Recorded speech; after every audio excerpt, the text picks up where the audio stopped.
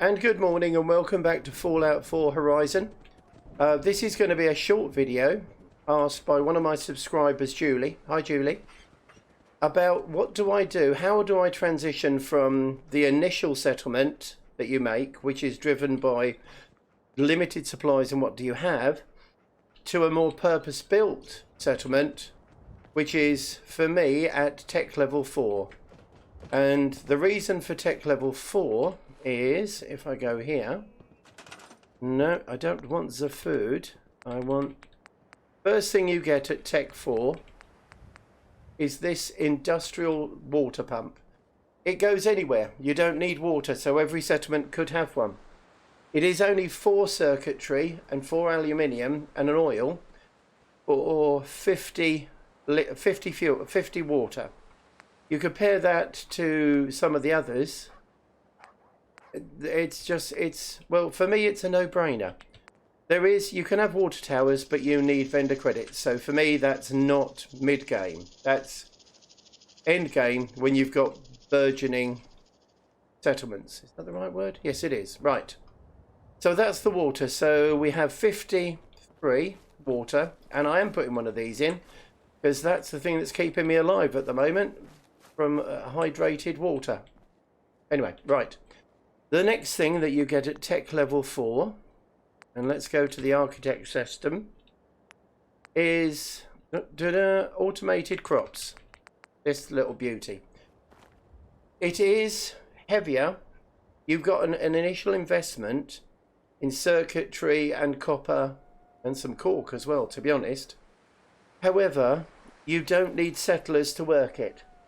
So you can have your settlers doing other things. So if you just want 5 settlers on guard duty and no one else, just have 5 settlers, because you don't need settlers to run these. Now, the other thing to bear in mind is, should you have one of these, they do not take normal crops. You have to use the automated crop that is in the same tier for those on the menu. Did you see the little nub on the end of it? That's where you put your electricity or your power. And they snap.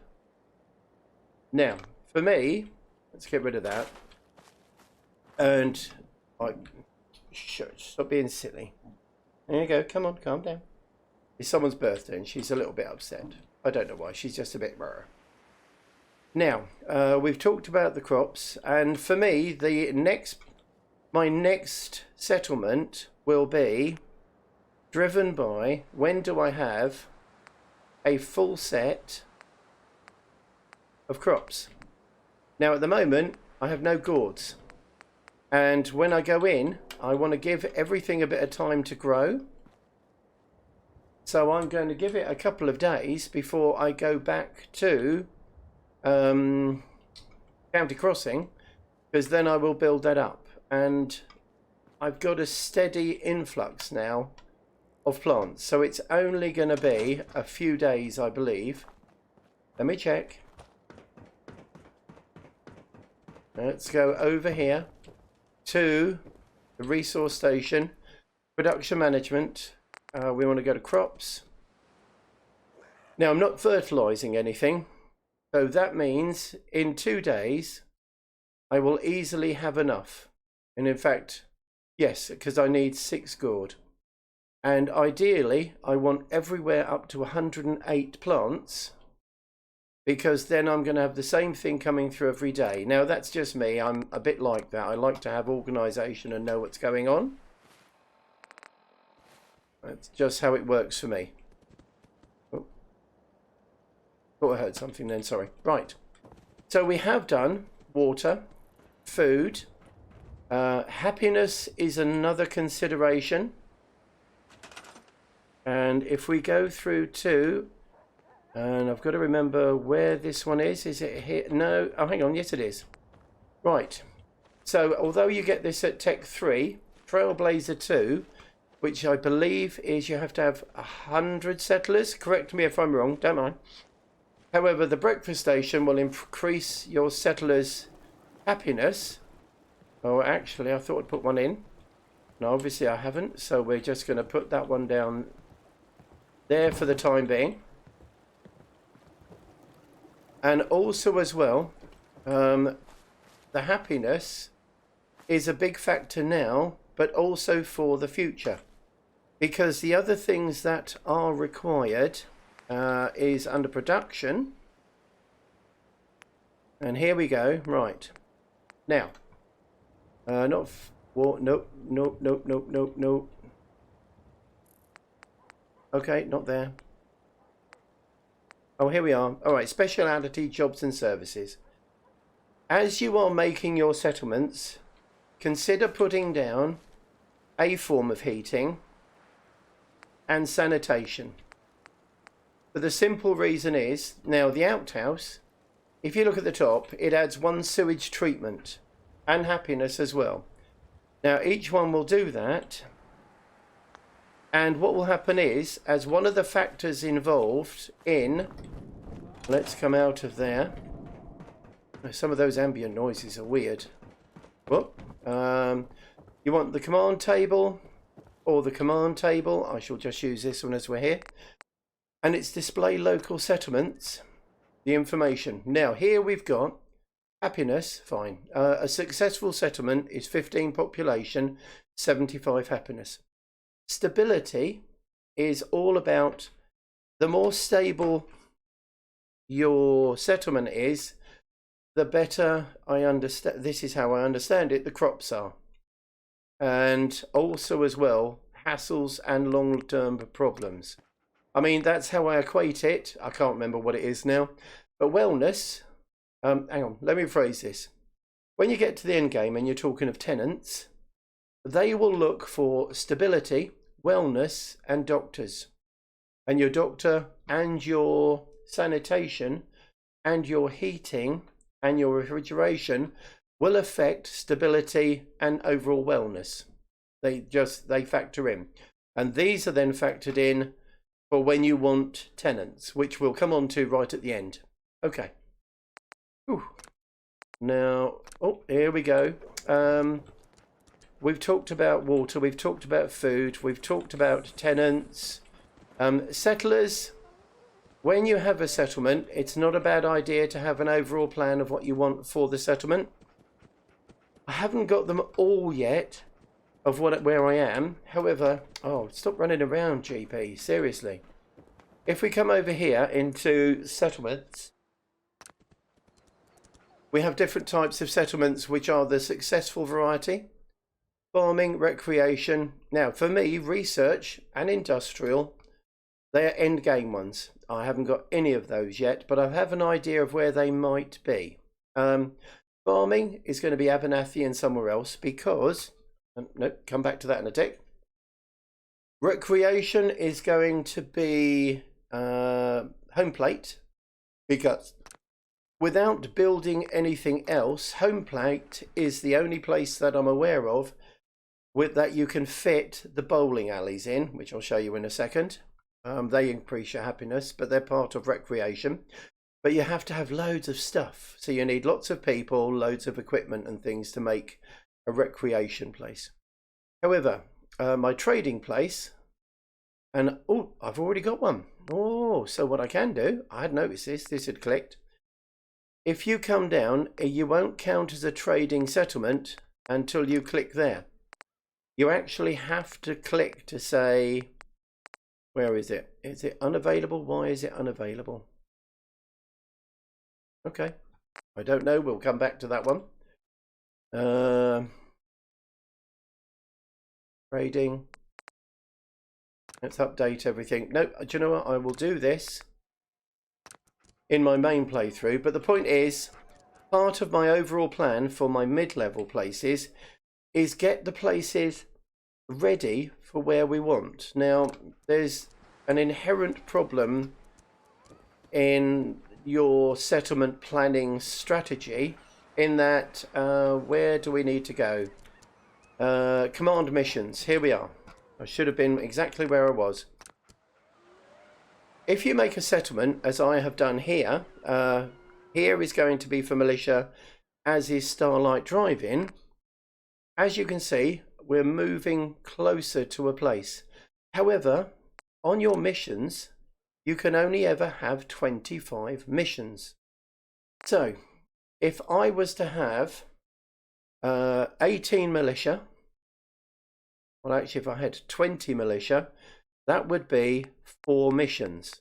So you've actually got to plan your layout for your settlements to a degree in advance, unless you don't care about maximising what you're getting. But that's why I want 2 militia places, because I'm going to send out 3 lots of 6 of missions and 1 lot of 2. So that will be my 20 militia people out on a mission. My technicians, I have got 6. So my technicians, here we are, I can send 3 technicians out. So that means I'm already up to 5 missions. That's without hunters, entertainers, craftsmen. So when you are looking at your settlements, consider the overall planning of them. Right. What else do I need to do? Oh yes, okay. I'm also, let's go over to Starlight. Starlight driving. Because the other part is start to generate the materials you will need for the end game. And that is crude oil and minerals. Now, if you go to your resource station, and forgive me if I'm teaching anyone to suck eggs here, this is not what I'm trying to do. This is just what I do, and that's straightforward and easy. In your production menu, scroll all the way down to the end and you'll find your local mineral deposit scan. Here in Sunshine Tidings, no, in Starlight Driving, my crude oil is 0.39. That equates to every oil well I put down will, every working time or every time frame that is used, every day for instance, will generate 0.39 oil. Okay, now oil production is a passive thing. So if we go to passive production, my oil, 75 internet credits a day, whoop whoop. My oil is 1.18 per day. So I need to generate oil. Now you go, okay, we'll just go through and you can refine that oil. Yes, I can. However, if we go to schematic 1, crude, manage schematic slot 1, I need 5 crude oil in order to do that. And in order to get 5 crude oil, that's going to take me 4 days of production to use this once. And therein lies the problem. There will be a point, it's fairly close now actually, where I will need liquid fuel fairly frequently. However, whilst I can put down, we go to production. Here, I can put down a refinery. However, there isn't a lot of point at the moment because I can only use it once every 4 or 5 days. So as I start to expand through my settlements, I've got to find places where oil is produced. Now, those numbers are generated randomly. I think whenever you start the game or whenever you first go into a settlement, it's a random number. When I've actually gone through all of my settlements looking for where I can put down oil, all of the other settlements I have are 0.17, 0.19. I understand from the bits I've read, you could find somewhere that does 1.9. Like Quartzite is 0.88. That's and that will be very useful in the future. So I've got to be mindful of saving my resources. I've got to be mindful about putting the oil wells down. Now I'm pretty sure that okay, that was interesting. Mining and oil, an extractor. Here we are. I've got to have tier 6 before I can actually get the extractors. So I can't even get any of the minerals out yet. That's a place I've got to work to. Now, for me, factories, all of these are from tech level 7 and upwards. And actually, what tech level are they? Even though I can do them now, which is an interesting factor, because I could make the stuff, like, I can't get the minerals to put into them. Hang on, let's get out of the way. I can't get the minerals. Probably the dogs like it was last time. Let's just turn that off. There we go. I can't get the minerals that I need to actually use them. Hold on 1 second. Let me just go sort these guys out. There we go. That was easy. They did it for me. Right. So, it's a balancing game between making stuff you need, but you need for the future. And that's how I've started to do it. There is a basic I need in every settlement, and then I'm going to start to expand outwards for all the bits I need. The final thing I will mention, if I can get from here to sanctuary. That's better. There's a good girl. Got 2 hot. Oh, I can actually sit at my desk now. I've had her between my knees. Very comfortable, to be honest. Here we go. Sanctuary. Sanctuary. Yes, shush. Now, sanctuary. End game stuff for me is all about. Is all about using minerals, oil, etc. to make stuff for me. So that would be fusion cells, purified water, all of that stuff, because obviously I can't make a purifier until I'm Tech 8. However, a very interesting thing that has been added in Horizon is leasing. Now, you need vendor credits to lease. That's the one thing about the leasing. All right. And you can have a collection of buildings. And let's just do these. That'll do. Right. Now, these buildings each require power. So, and if you look around, sometimes you have to hunt where the bit is. You might find there's a little bit sticking out. There's a bit on top. Oh, excuse me. Here we go. Sorry about that. Oh, bless her. That's it. Go on, go sleep. Good girl. You haven't slept today yet. You're tired. Anyway, leased buildings. Right.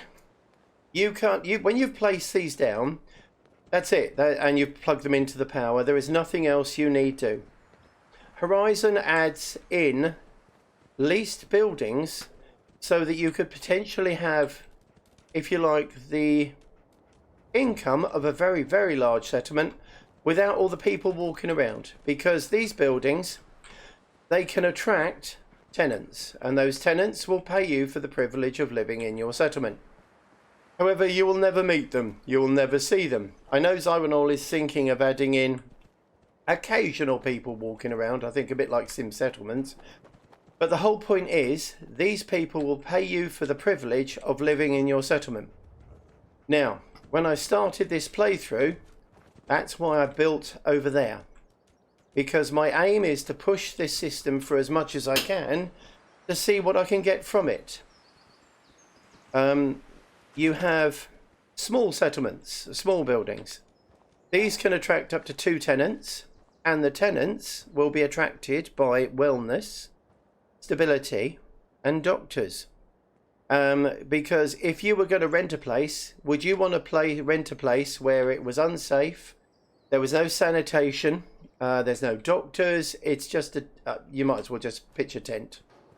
Or do you want somewhere that is solid and safe? Hence why, for me, Sanctuary is going to have full refrigeration, full heating, loads of sanitary facilities or sanitation facilities, because I want to attract tenants, because tenants will make me money. You can have small residences. You can have, which is rather bizarre, you can have large small residences. You can have large residences, as you can see from the bit below, and they're big and square or tall and straight. And finally, one of the very useful ones, which I'm going to place way over there, rather than setting up your own factories, you can pay people effectively to come and do it for you. and all they require is power and vendor credits for you. Because if you have a look at what we need there, you do need nuclear material. All of those things you need, but you do not need settlers to make them work for you. They will. These people that come into your settlement will do the job for you. Now, the chemical factories and the purification and all of those parts are something for my future, not for today. However, I'm starting to lease properties because I want to start getting some lease people in, and those leased people will pay me for the privilege. And Marcy is broken. She just stands there. Poor Marcy. If only. Should I? Sorry, Marcy, that was cruel. That's certainly not what Edith is like. Hello. Right. And the very last thing, and thank you for your patience if you've been watching, and Julie, thank you for the question. Well, right. A dangerous look about you. I have. Go away. Be quiet. Me. The other thing as well is that I want all of my settlements to have huge amounts of crops. And if I press the right button, that would help. Here we go. Data, settlements, workshops. Okay, what's wrong with you? Well, okay. Food, I want to be as large as is possible. Because as we have seen from here, production management and crops, I'm going to be able to produce new settlements every few days, which is good. And when I lay my next settlement down, that means that when all these have caught up, I will get at least 6 per day. So I will be able to create a settlement every day.